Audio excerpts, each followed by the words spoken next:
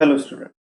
आज का अपना टॉपिक रहेगा जर्नल एंट्रीज और शेयर कैपिटल। ठीक है, इस टॉपिक के बारे में बात करेंगे आज। क्या सबसे पहले हमारे सामने क्या है बेटा, कह रहा है कि वेज टू इशू, इनकी शेयर को इशू करने के रास्ते क्या क्या हो सकते हैं। पहला बोल रहा है कैश, मतलब कि बेटा मनी की बात कर रहे हैं, जहाँ पे आपने किसी पैसे के लिए क्या करा है, शेयर कैपिटल को इशू करा है, वहां पे शेयर इशू फॉर कैश और अदर देन कैश। दूसरी तरफ बात कर रहा है बेटा, शेयर इशू करा है आपने अदर देन कैश। एक जगह तो आपने कैश के लिए शेयर को इशू करा है और दूसरी जगह आपने कैश के अलावा किसी और चीज के लिए इशू करा है शेयर्स को। तो कैश के अलावा कब कब करते बेटा, नो हाउ हो सकता है, यानी कि किसी काम को करने का तरीका क्या है, किसी तरीके से आप अपने बिजनेस को कैसे बढ़ा सकते हो। तो इन सब तरीकों से क्या होता है बेटा, इन सब चीजों के लिए भी आपको शेयर इशू कर सकते हैं। कॉपीराइट आपने कुछ दिया, कंपनी अब जिस स्ट्रीम में काम कर रही है, आपके पास उससे रिलेटेड कोई कॉपीराइट अवेलेबल है, आपने कंपनी को अवेलेबल कराया, उसके बदले में कंपनी आपको शेयर दे रही। और तरीका हो सकता है कोई आपने अदर राइट्स आपके पास अवेलेबल थे, वो आपने कंपनी को अवेलेबल कराए हैं, जिससे उसका बिजनेस क्या कर सकता है बेटा, ग्रो कर सकता है।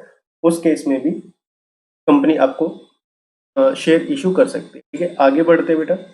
आज का जो हमारा टॉपिक रहेगा वो रहेगा कैश पे जब कंपनी अपने शेयर को इशू कर क्या कहती, क्या क्या क्या टर्म्स हो सकते हैं बेटा, उन टर्म्स के बारे में बात कर लेते हैं। फर्स्ट टर्म हमारे पास आता है एट पार के नाम से। क्या बोलता है बेटा, कंपनी शेयर कर अपने शेयर्स को इशू करती है एट पार के। तो पार का मतलब होता है बेटा जितने का शेयर था उतने का ही आपने इशू करा। जैसे फॉर एग्जाम्पल यहाँ पे है कि शेयर प्राइस क्या था, 10 रुपए था, तो कंपनी ने का इशू प्राइस क्या रहा बेटा, 10 रुपए ही रहा। तो ये क्या रहा, एट पार का।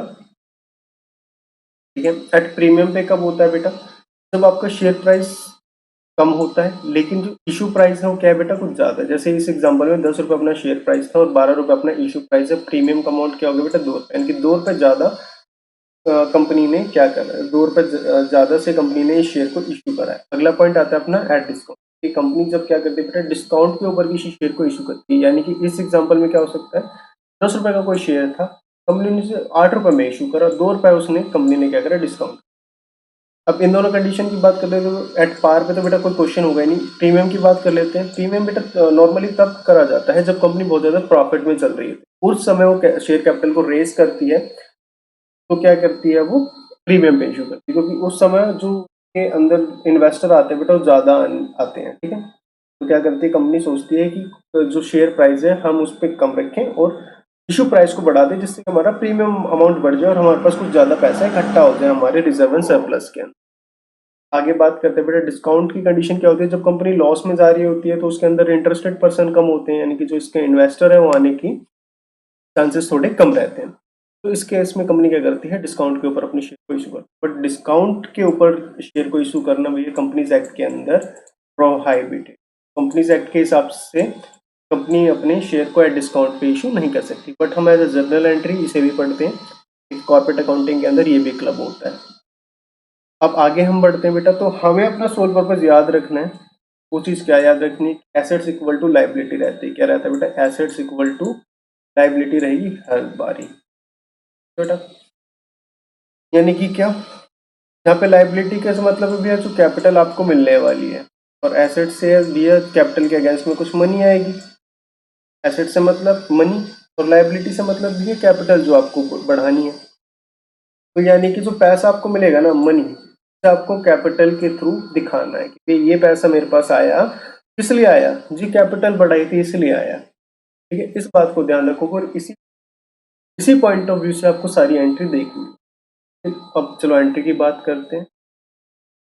क्या कह रहा है बेटा, कह रहा है बैंक अकाउंट डेबिट, यानी कि बैंक में कोई पैसा आया हमारे पास, सर एसेट्स तो आ गई, लाइबिलिटी बराबर करनी है। कह रहा है टू शेयर एप्लीकेशन अकाउंट, क्योंकि शेयर एप्लीकेशन अकाउंट के थ्रू पैसा आया। लाइबिलिटी कहाँ पे खड़ी करी हमने जी, एप्लीकेशन अकाउंट के ऊपर खड़ी करी। बट इससे पहले एक पॉइंट और हम कर चुके होंगे, हमने अपनी शेयर कैपिटल को बढ़ाया होगा। क्या करा होगा, हमने अपनी शेयर कैपिटल को बढ़ाया होगा, यानी कि हमने पहले कैपिटल को खड़ा किया होगा, फिर बोला होगा कि भैया एप्लीकेशन का पैसा आना है। पहले कैपिटल, फिर उसके अंदर एक छोटा भाई खड़ा करा होगा, यानी कि पहले लाइबिलिटी जो खड़ी करी उसमें से एक और लाइबिलिटी बनाई हमने। क्या बोला कि भैया जो टोटल कैपिटल थी ना, उसमें से क्या चाहिए मुझको, एक थोड़ा सा पार्ट पहले दे। एप्लीकेशन मनी मेरे पास आ जाए। तरीका क्या होता है शेयर कैपिटल को लेने का? तरीका ये होता है बेटा कि जब आप कोई कैपिटल रेज करने जा रहे हो मार्केट में, सबसे पहले आपको उसका प्रोस्पेक्टस देना पड़ता है। लोग आपका प्रोस्पेक्टस समझते हैं कंपनी का कि हाँ, कंपनी में जो इन्वेस्टमेंट करना बेनिफिशियल उनके लिए रहेगा या नहीं रहेगा। फिर उसके बाद लोग क्या करते हैं, आपको अप्लाई करते हैं कि भैया हाँ, शेयर हमको दे दो। तो ये एंट्री उसी के बारे में बात करें कि भैया जब लोग आपसे शेयर की डिमांड कर रहे हैं, हाँ हमें शेयर चाहिए, तो उन्होंने क्या करा, उन्होंने आपको एक एप्लीकेशन डाली और एप्लीकेशन के साथ में कुछ पैसा दिया।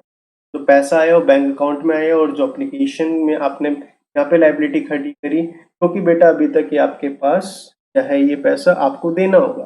कैपिटल आया, कैसे आया है? लाइबिलिटी मतलब भैया कैपिटल में पैसा आया है, एप्लीकेशन का आया है, तो उन्होंने कैपिटल के लिए एप्लीकेशन डाली है ना बेटा, तो लाइबिलिटी साइड खड़ा हुआ। ठीक है, अभी आपका दायित्व है, अगर नहीं आप इशू करते तो ना आप पे वापस करना है ना आपको वो पैसा। तो ये क्या है, हमारा दायित्व है, और यहाँ पे जो हमारा एसेट्स आ चुका। अगली एंट्री की बात करते, कह रहे जब आपने अलॉटमेंट कर दिया है, क्या कर दिया है हमने, जब अलॉटमेंट कर दिया है तो ध्यान था हमें कि भैया यहाँ पे हमने लाइबिलिटी से लाइबिलिटी खड़ा करा था, यानी कि कैपिटल से एक हमने शेयर एप्लीकेशन का हेड खड़ा करा था। ठीक है, तो यहाँ पे जब अलॉटमेंट कर देते हैं, on allotment of share after application within prescribed time and board proceeds to allot share. अब बोर्ड जा रहा है बेटा अलॉटमेंट करने के लिए शेयर को, तो क्या कहता है, कह रहा शेयर एप्लीकेशन अकाउंट डेबिट, यानी कि एक लाइबिलिटी से दूसरी लाइबिलिटी को क्रेडिट कर दिया जाएगा। यानी कि अभी तक जो हमने क्या करा था बेटा, एप्लीकेशन में जो पैसा मेरे पास पड़ा था ना, एप्लीकेशन वाले अमाउंट को ट्रांसफर कर दिया कैपिटल अकाउंट के अंदर कि हाँ अब हम अलॉटमेंट कर रहे हैं। अभी तक हमने अलॉटमेंट के लिए हेड ओपन नहीं करा था, हमने एक नया लेजर बनाया है शेयर कैपिटल अकाउंट के नाम पे। जो पैसा हमारा शेयर कैपिटल अकाउंट के अंदर था वो चला गया हमारा कैपिटल अकाउंट के अंदर। अब देख लेते हैं दोनों एंट्री के बीच में क्या हुआ है। तो यहाँ पे एप्लीकेशन हुआ, ठीक है, यहाँ पे आपने क्या करा, एक बार क्रेडिट करा था, और यहाँ पे इस वाली एंट्री में देखा तो आपने डेबिट कर दिया। यानी कि क्रेडिट और डेबिट से ये जो शेयर एप्लीकेशन अकाउंट है इसका इम्पैक्ट तो बेटा यहीं पे खत्म हो, इम्पैक्ट खत्म। अब इम्पैक्ट क्या रहा, कह रहा है bank account debit to share capital account, यानी कि बैंक वाला पैसा सीधा बेटा अपने शेयर कैपिटल अकाउंट के अंदर ट्रांसफर कर दिया। नेक्स्ट एंट्री समझ लेते हैं, आई होप कि ये एंट्री आपको समझ आ गई होगी। अगली एंट्री पे कह रहा on refund of application money, जब आपने एप्लीकेशन मनी का पैसा क्या कर दिया, वापस कर दिया, जो भी आपकी रिजेक्टेड एप्लीकेशन, क्या का बेटा इसी कह रहा है कि share application account debit to bank account, bank account को क्या करा बेटा, इसने क्रेडिट करा है। इसमें समझ लेते हैं बेटा, जो ये एप्लीकेशन मनी आपने को जो मिली थी बेटा उसे वापस कर दे, यानी कि ये जो एप्लीकेशन मनी यहाँ पे आपने खत्म करी, इसमें पहले ही आपको एक पैसा वापस कर चुके होगे, ठीक है, उसके बाद ये अलॉटमेंट होगी।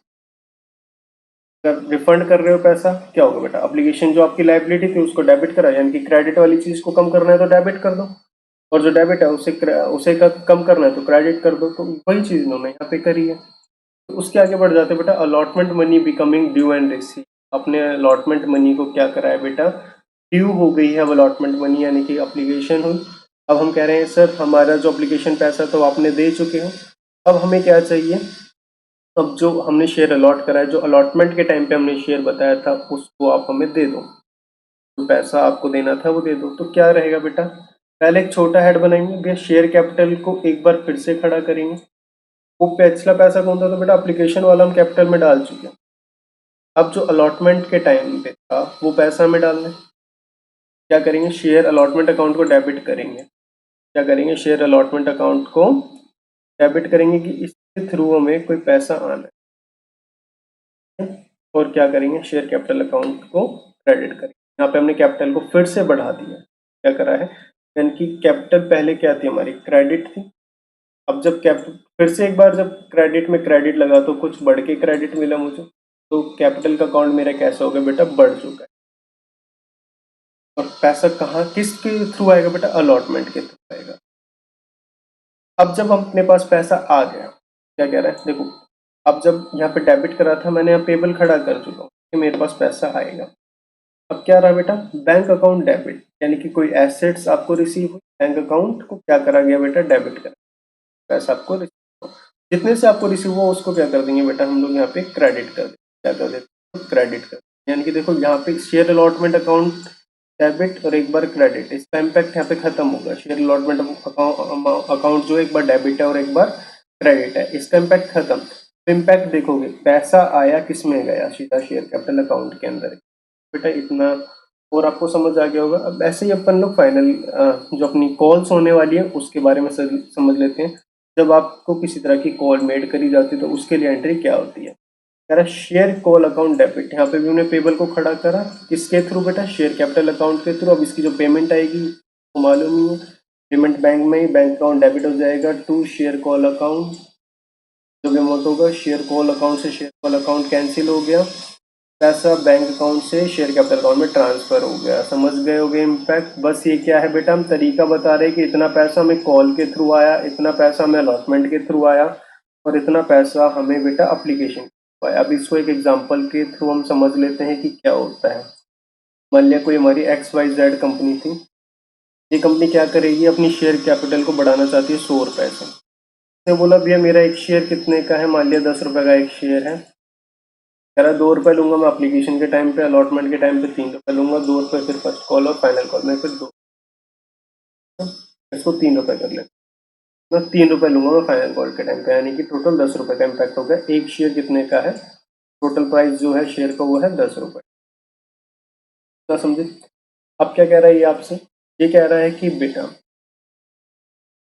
क्यों करेंगे शेयर को, तो अप्लीकेशन यानी कि शेयर कैपिटल में हमें टोटल 100 रुपए डालना है।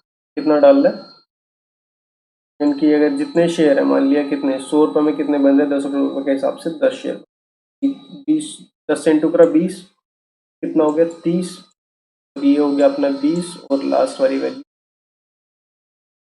टोटल 100 रुपए का कैपिटल जो आपका अमाउंट में आने वाला है, रुपीस के अंदर आने वाला है, उसके बारे में हमने बात की। एप्लीकेशन से कितना बना है, पैसा आया वो इसमें डाल दिया, अलॉटमेंट से कितना आया वो इसमें डाल दिया, फर्स्ट कॉल पे कितना आया वो कैपिटल में चला गया और फाइनल कॉल पे कितना आया वो कैपिटल में। कॉन्सेप्ट आपको क्लियर हो गया होगा। Thank you so much for watching.